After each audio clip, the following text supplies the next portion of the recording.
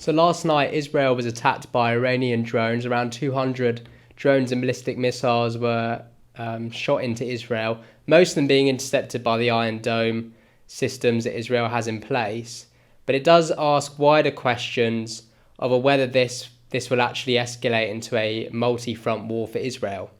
Because Israel have already said they're not going to back down when it comes to Hamas. They are only going to kind of stop what they're doing in Gaza if Hamas surrender unconditionally, which we know isn't going to happen. Realistically, it's not going to happen because Hamas have this tunnel network, and they do actually have support from a lot of the Palestinian society.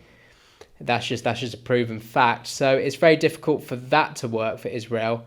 And if this does go onto a multi-front war for Israel, this would mean Hamas, Hezbollah, Iran and Syria in what they call as a coalition of their countries, the axis of resistance, right? They will all team up together basically and fight Israel, which would mean the US has to get involved. So I think these strikes were a bit of a stunt to push Israel to the negotiation table. They're also a threat and a warning to say that Iran, if this does escalate, then Hezbollah will cross the border into Israel. This is what I see happening, and the US having to intervene in that case, because I don't think Israel would be able to win a war against a multi-front war of that caliber.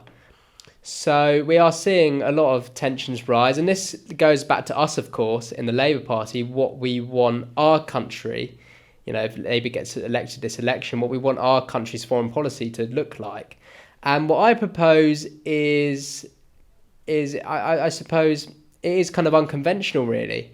But I do think we need an independent foreign policy. I think we need to look at countries like Turkey, who actually don't toe the line of either side and actually try and act as a peacemaker, actually making their position more powerful, using more soft power and actually making our position invaluable.